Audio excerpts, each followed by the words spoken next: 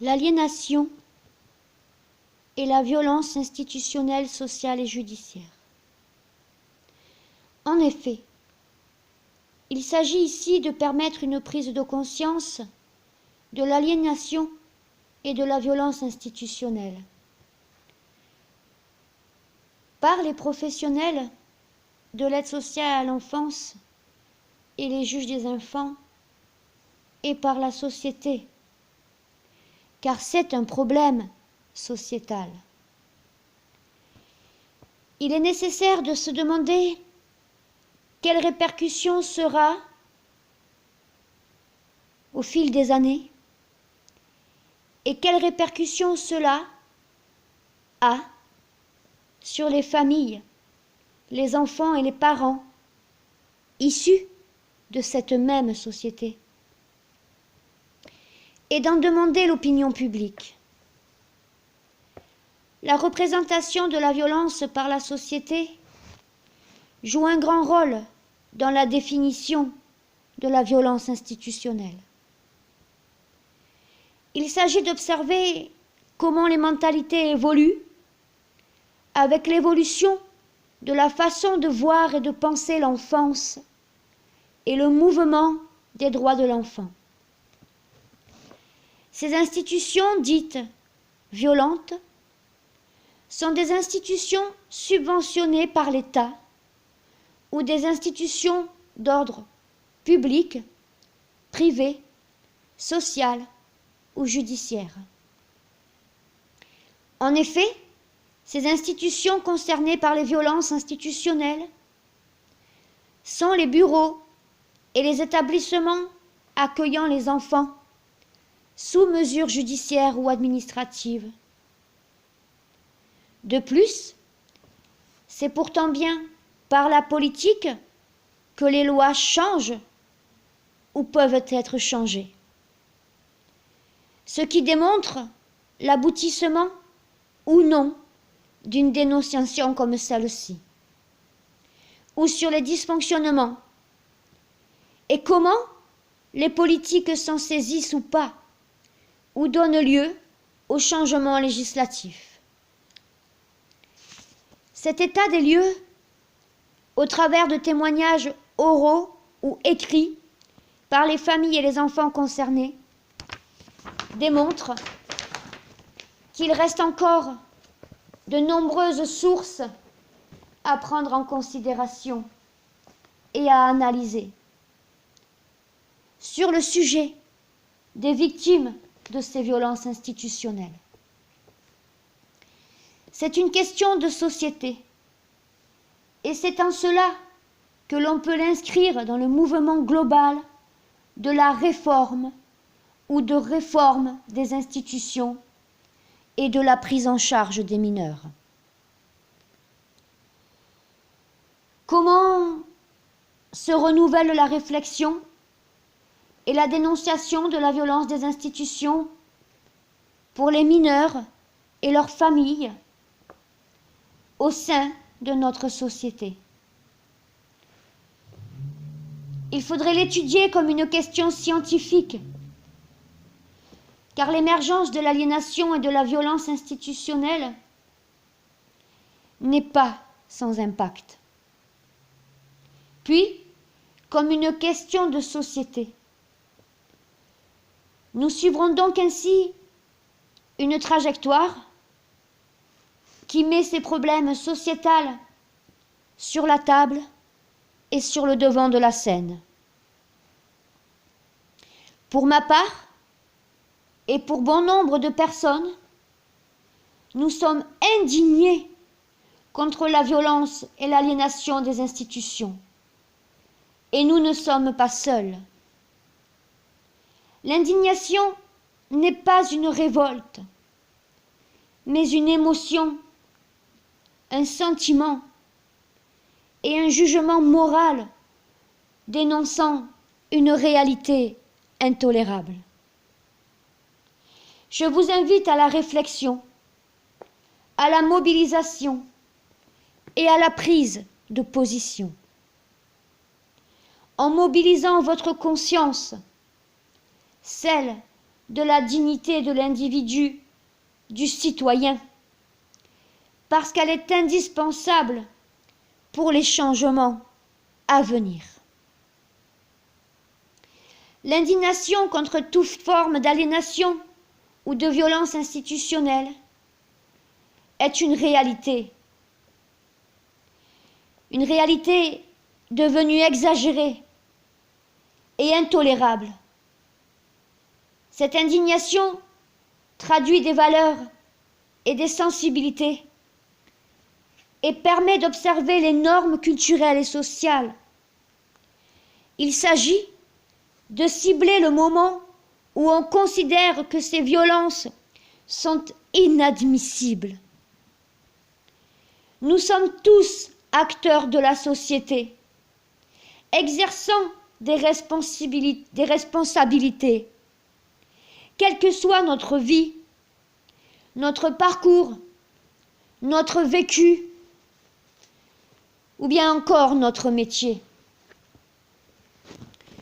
Moi, pour ma part, je me suis engagée pour la cause des enfants et des familles.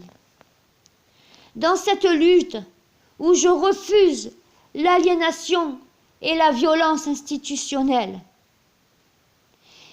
qui doit permettre à terme une transformation de la société.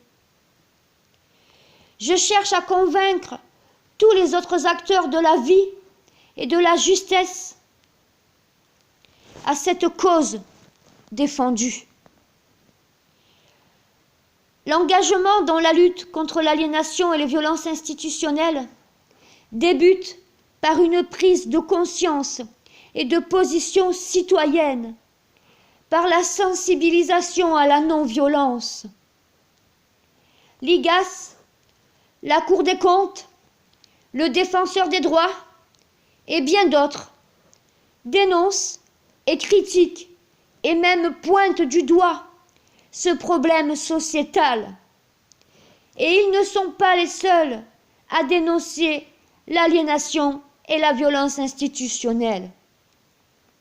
Il y a aussi des collectifs, des associations, des parents, des familles, des députés, des individus lambda, et tous contribuent à la diffusion d'un nouveau discours sur cette violence institutionnelle, qui met en cause les institutions d'ordre social, public, privé et judiciaire, telles que l'aide sociale à l'enfance ou bien encore la justice des mineurs.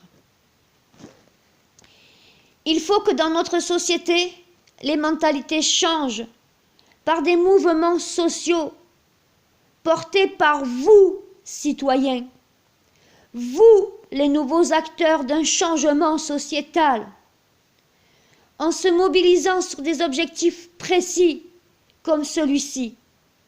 Dans cette nouvelle mobilisation de revendication, car cela joue un rôle capital dans cette évolution et ces réformes, tant personnelles que professionnelles. Cette lutte contre l'aliénation et la violence institutionnelle est toujours d'actualité.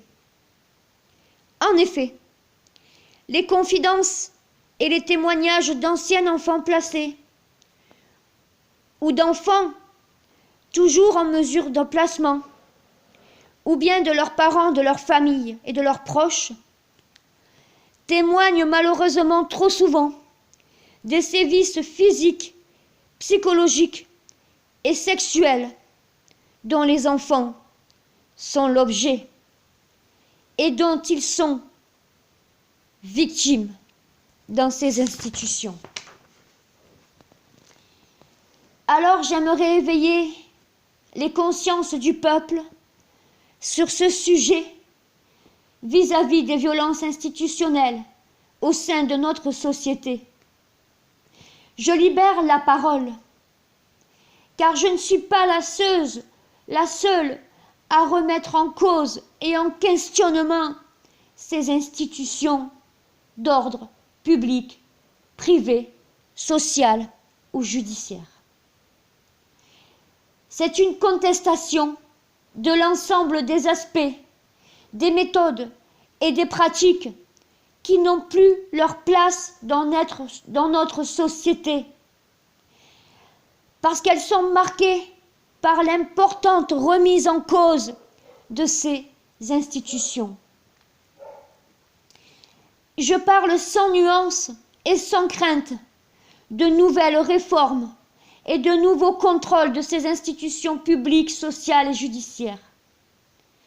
Je lutte, ainsi que tous ceux qui dénoncent, à contribuer à une réforme et à des contrôles de ces institutions pour d'autres modèles bienveillants et bien traitants, dans les respects des droits fondamentaux et constitutionnels, dans le respect du droit des enfants et des familles, dans le respect de l'application des chartes et des traités signés par notre pays et par de nombreux pays.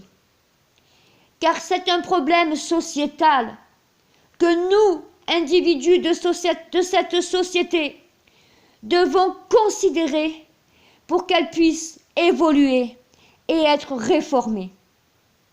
Nous ne pouvons plus accepter non seulement ces violences et ces aliénations, mais aussi ces exclusions sociales. Je m'émeuve, ainsi que d'autres, de cette brutalité, de la cruauté et des traitements réservés à ces enfants, à leurs familles, au sein de ces institutions dans notre société. J'invite à nouveau toutes les personnes consciencieuses et les individus de cœur.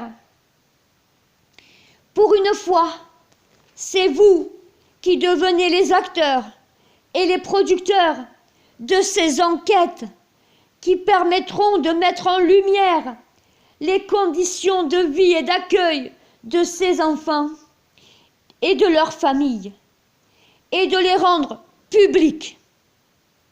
Les traitements qu'ils subissent par ces institutions et leur violence doivent être mis en lumière et pointés du doigt, qu'elles fassent l'objet de polémiques face à l'exclusion parentale ou à l'enfermement des mineurs.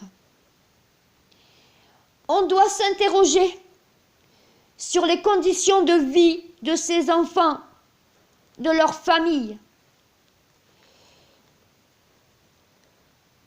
La replacer à une prise de parole collective en société. C'est un travail qui nous concerne tous et qui doit développer notre réflexion, qui vous démontre l'existence de nombreuses critiques et remises en cause du fonctionnement défectueux de ce champ social très présent dans les débats de notre société.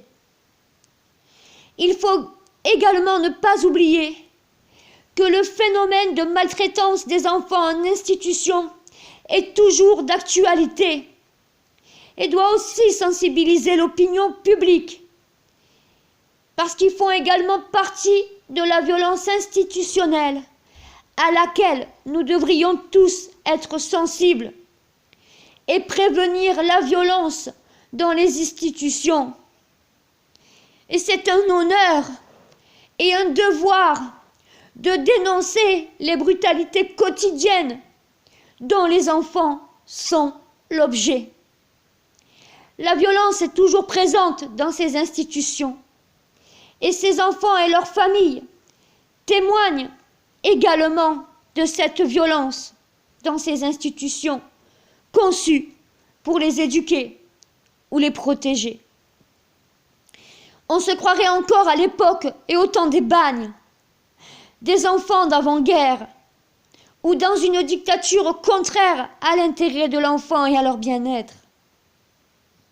Ainsi, vous en conviendrez, les violences institutionnelles ne sont pas nouvelles.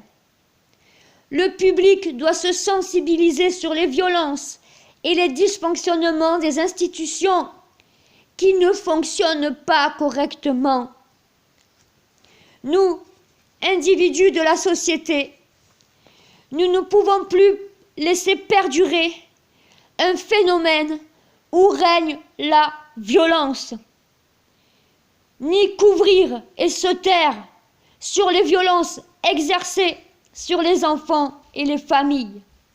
Non, nous ne devons plus les couvrir, ni nous taire. Nous devons mettre en avant ce qui permet de protéger l'intérêt de notre société, de notre sécurité et celle des enfants, telle que la remise en cause des institutions sociales, publiques ou judiciaires, des droits des enfants et des familles. Je rappelle que les familles, les parents, sont loin d'avoir le monopole des sévices faits aux enfants et qu'elles sont une minorité face aux violences ou aux maltraitances exercées sur les enfants au travers de ces institutions. La maltraitance, sous toutes ses formes, est un problème social et sociétal. Et la violence institutionnelle devrait permettre une prise de conscience. Que les médias s'emparent de la question des mauvais traitements, car eux aussi ont un rôle phare à jouer dans notre société. Et les violences institutionnelles devraient faire la une de nos journaux nationaux et locaux et scandaliser l'opinion publique et politique. Les médias doivent se saisir de ce problème qu'est la maltraitance et l'aliénation institutionnelle des enfants et des familles, car le sujet crée l'émotion du public. Et les médias doivent aussi avoir leur place dans ce discours médiatique. Notre rôle à tous et nos objectifs, c'est de sensibiliser sur la violence en institution ou sur les violences institutionnelles. Nous voulons démontrer qu'il n'y a pas que les familles qui sont violentes. Nous devons alerter les pouvoirs publics et politiques qu'ils subventionnent les institutions et placent des enfants dont certains placements ne sont pas justifiés ou auraient pu être évités. Nous leur rappelons que plus de 50% des placements auraient pu être évités et que ces familles auraient pu bénéficier d'aides bienveillantes et non pas maltraitantes. Nous leur rappelons aussi leur responsabilité face aux enfants placés et à leurs familles.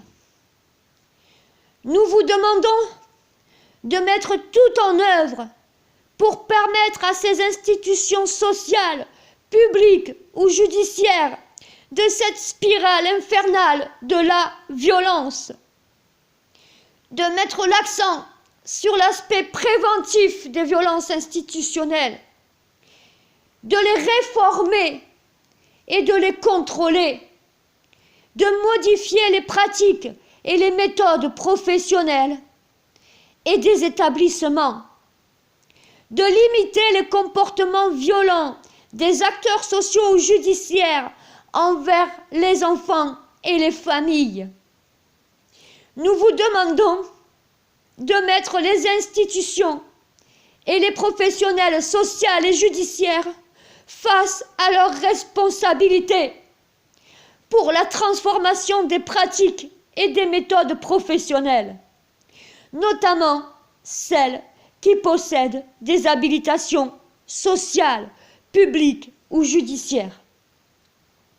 Nous demandons, pour le bien de notre société, de notre pays, un changement imminent de perception face au mauvais traitement des mineurs dans ces institutions, foyers, familles d'accueil, handicap confondus.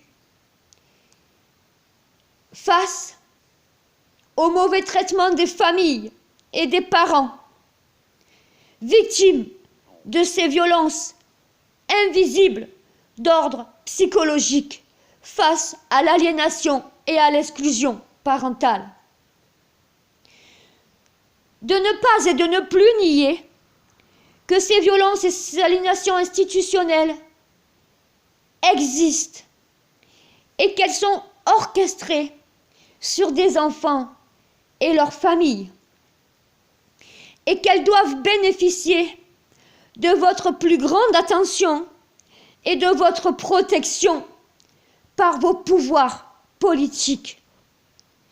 Car nous appartenons tous à cette société civile et les violences ou les maltraitances institutionnelles sont une question de société qu'il ne faut pas mettre de côté, ni laisser dans l'oubli ou à l'abandon, car l'avenir de nos enfants, des familles, des droits et des lois, de nos politiques, de n'importe quel individu lambda en dépendent. C'est un problème urgent dans cet état de crise que nous, en tant qu'individus du peuple, nous ne pouvons plus tolérer ni accepter dans une société qui se veut être exemplaire et exempte de tout reproche.